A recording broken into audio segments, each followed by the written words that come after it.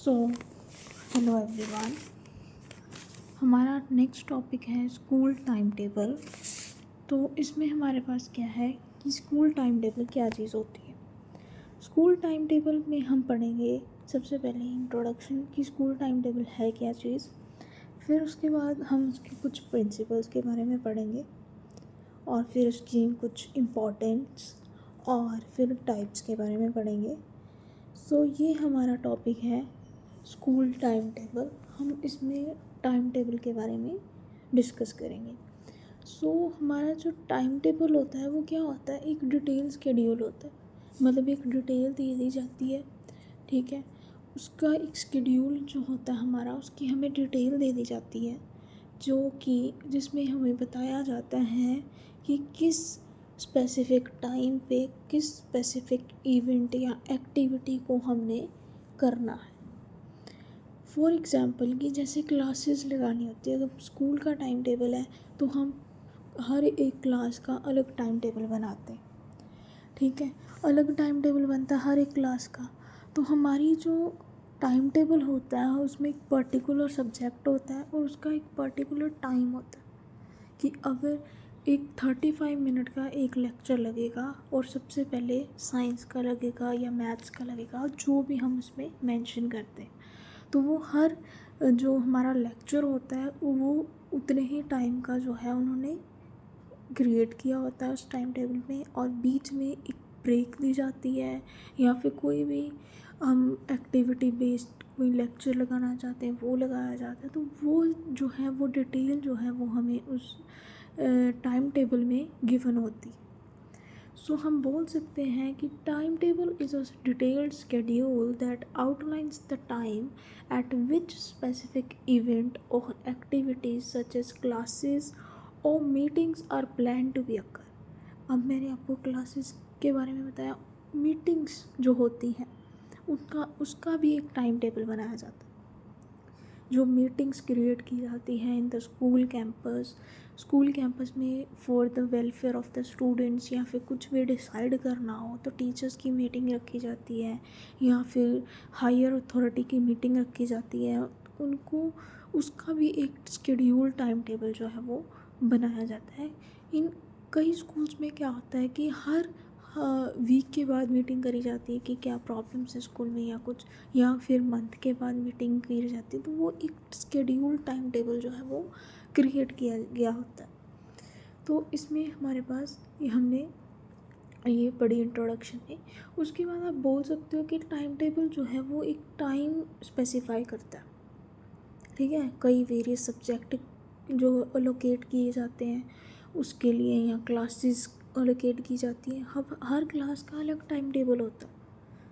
First class का अलग time table होगा, सेकंड का अलग होगा और हायर क्लासेस का अलग टाइम टेबल होगा, क्योंकि सब्जेक्ट्स डिफरेंट होंगे, वेरियस सब्जेक्ट्स होंगे, वेरियस क्लासेस होंगी। तो वो सारी जो हमारी क्लासेस होंगी उसके अकॉर्डिंगली जो हम टाइम अलोकेट करते हैं वो टाइम टेबल स्पेसिफाई करते हैं, ठीक है। और जो भी ब्रेक्स मैंने आपको बताया कि ब्रेक्स दिए जाते हैं स्कूल डे में या वीक में। अब जो हॉलीडे होती है कई बार, है ना, वो देखी जाती है। तो वो सारी चीज़ें जो होती हैं वो शेड्यूल्ड डिटेल्ड जो हमारे पास जो टाइम अलोकेट किया जाता है उसे हम टाइम टेबल बोलते हैं। नेक्स्ट उसके कुछ प्रिंसिपल्स में क्या आ जाएगा। सबसे पहला प्रिंसिपल है बैलेंस। आपको पता है बैलेंस क्या होता है, किसी चीज़ को भी बैलेंस करना। अब आप किसी पतली सी किसी रोड के ऊपर चल रही हैं, रोप के ऊपर चल रहे हो, तो आपको बैलेंस बनाना पड़ता है उसके ऊपर आगे बढ़ने के लिए।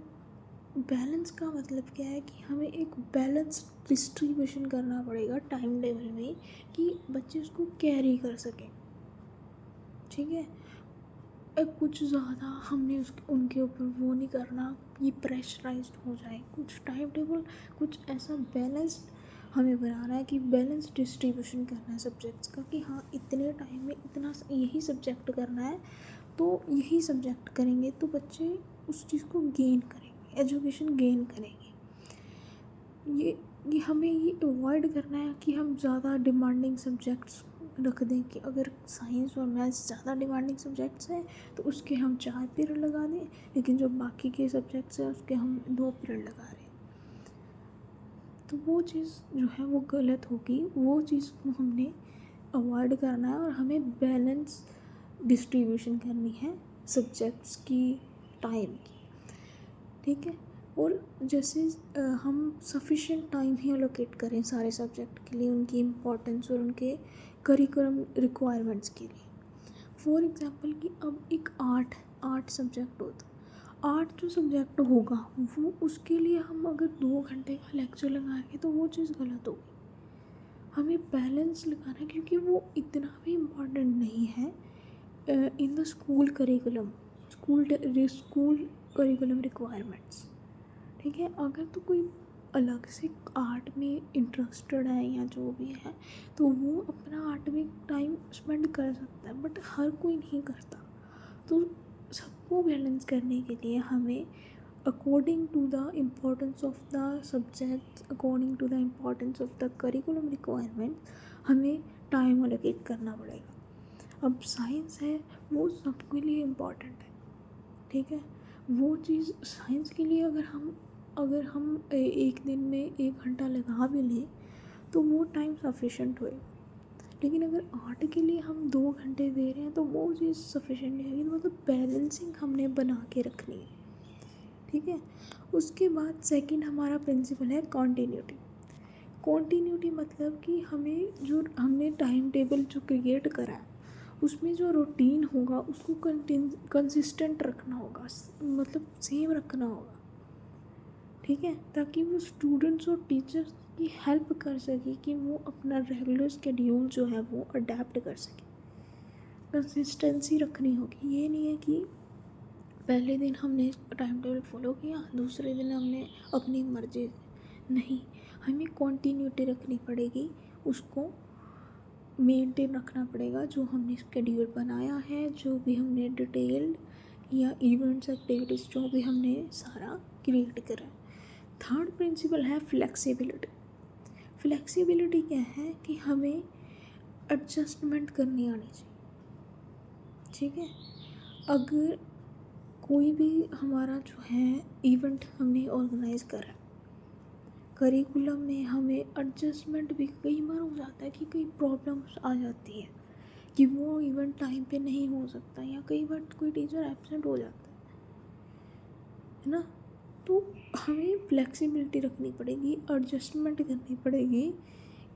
इवेंट में चेंजेस आ रहे हैं तो हमें उस टाइम पे ही कुछ ना कुछ ऐसा क्रिएट कर देना है कि हम उस मोमेंट को संभाल सकें,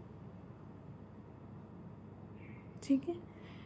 मतलब कि जो मान लो कोई लेक्चर जो है वो नहीं लग पा रहा किसी वजह से, कोई इवेंट जो है वो नहीं कंडक्ट हो पा रहा किसी वजह से, तो उस चीज़ को संभालने के लिए आपस में एक फ्लेक्सिबिलिटी, एक एडजस्टमेंट जो है टीचर्स और स्टूडेंट्स दोनों को करनी चाहिए। नेक्स्ट कोऑर्डिनेशन बना के रखना चाहिए। टाइम और जो क्लासेस हैं उसके बीच में कोऑर्डिनेशन बना के रखना है। टीचर्स, कई बार क्या होता है कि अब होता है ना, कई बार टीचर एब्सेंट हो जाता है तो उसकी वजह से वो लेक्चर नहीं ले सकता, लेकिन कोई और टीचर उसकी जगह आकर लेक्चर लगा ले।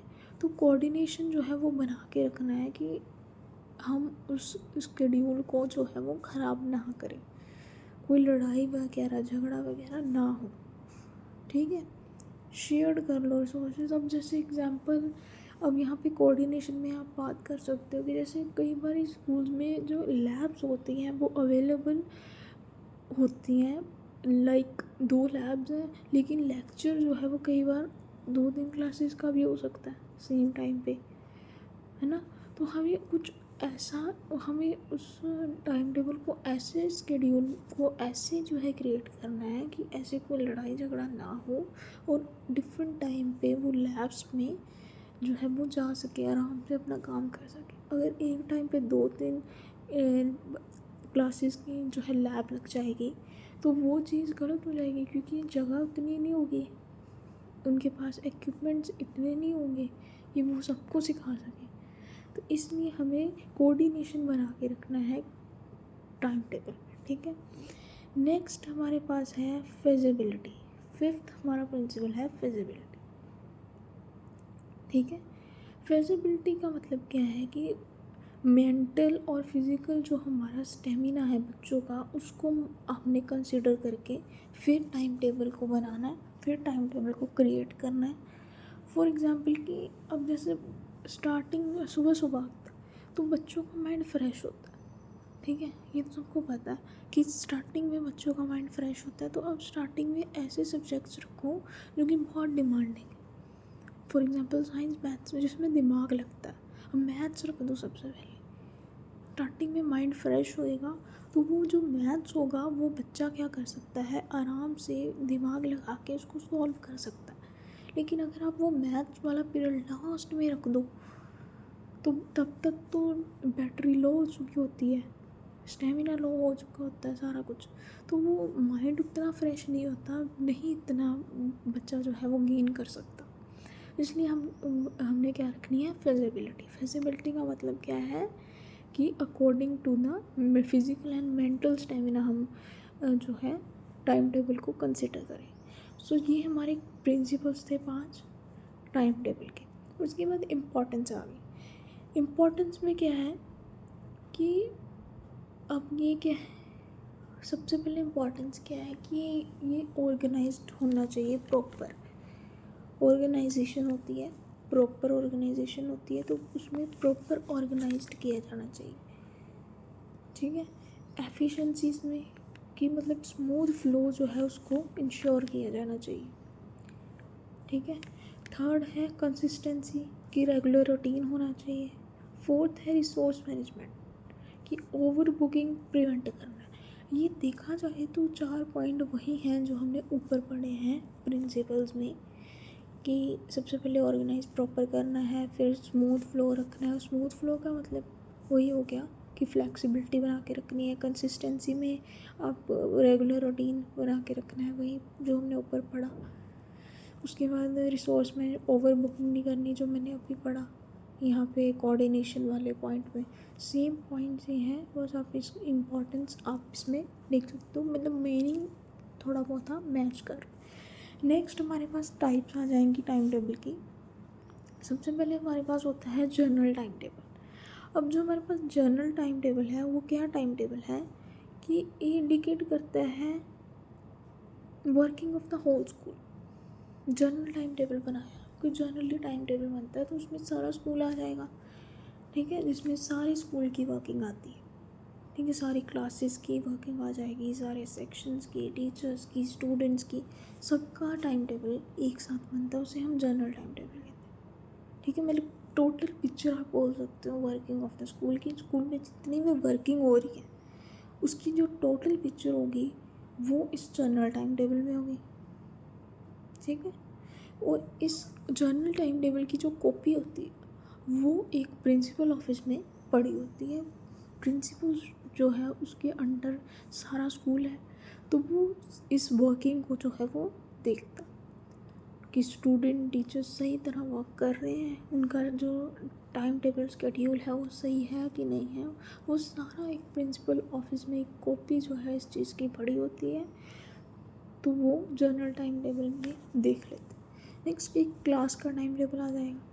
ये वो टाइम टेबल होगा जिसमें एक पर्टिकुलर क्लास होगी, पर्टिकुलर सेक्शन होगा, ठीक है, जिसमें उनके डेली के लेक्चर्स, डेली के प्रोग्राम्स, पर्टिकुलर क्लास के वो सारी चीज़ें इंक्लूड होती हैं। तो वो क्लास टीचर मैनेज करता है या बच्चे जो क्लास मॉनिटर होता है वो उस अकॉर्डिंग जो है वर्क करता है। थर्ड है time table for games and other activities. अब स्कूल में करिकुलर एक्टिविटीज़ होती हैं, गेम्स एक्टिविटीज़ होती हैं, स्पोर्ट्स होती हैं या और भी एक्टिविटीज़ होती हैं, कुछ फन एक्टिविटीज़ या कुछ भी, उसका भी एक टाइम टेबल बनाया जाता है, ठीक है। तो ये एक इंटीग्रल पार्ट जो होता है स्कूल प्रोग्राम का उसको माना जाता है। तो ये मैनेज करता है, कई बार तो ये मैनेज किया जाता है, एक स्पोर्ट्स डिपार्टमेंट होता है, उसका एक टीचर होता है, उसका एक हेड होता है, वो इस चीज़ को मैनेज करता है कि हर क्लास में कौन सा गेम्स पीरियड जो है वो अरेंज करता है, वो कोऑर्डिनेशन से अरेंजमेंट करता है। और एक होता है हमारे पास homework time table. Homework time table कौन सा होता है, जिसमें एक टीचर टाइम टेबल आ जाता है और एक सब्जेक्ट टाइम टेबल आ जाता है। होमवर्क टाइम टेबल में क्या होता है कि टीचर का काम होता है कि टीचर ने जो आगे पढ़ाना होता है, टीचर ने जो आपको होमवर्क दिया होता है, वो सारा कुछ जो है इस टाइम टेबल में आता है। एक स्टूडेंट का टाइम टेबल होता है कि स्टूडेंट ने अपना जो होमवर्क है उसको टाइम टेबल जो टीचर ने काम दिया है उसको कंप्लीट करना है। बच्चा स्कूल पढ़ता है, घर जाके उसका जो टाइम मैनेजमेंट होता है वो उसका स्टूडेंट का टाइम टेबल होता है। और टीचर का टाइम टेबल कौन सा होता है कि टीचर ने जो पढ़ाना है वो उस चीज़ को तैयार कर ले या देख ले कि कैसा सिलेबस या जो भी चीज़ है उन्होंने कैसे कवर करनी है, कल कौन सा टॉपिक पढ़ाना है। एक दिन पहला टीचर क्या करता है, वो रिवाइज़ कर लेता है, समझ लेता है पढ़ा कि बच्चों को और अच्छे से समझ आए, वो उस तरीके से उस टॉपिक को जो है वो तैयार कर लेता है। तो ये homework time table, teacher time table और सब्जेक्ट टाइम टेबल, ये 3 आगे और पार्ट्स हैं। तो हमारे पास 6 टाइप्स होगी। एक जनरल टाइम टेबल हो गया, एक क्लास टाइम टेबल हो गया, एक टाइम टेबल हो गया गेम्स और एक्टिविटीज़ के लिए, एक होमवर्क टाइम टेबल हो गया और एक टीचर टाइम टेबल हो गया और एक सब्जेक्ट टाइम टेबल हो गया।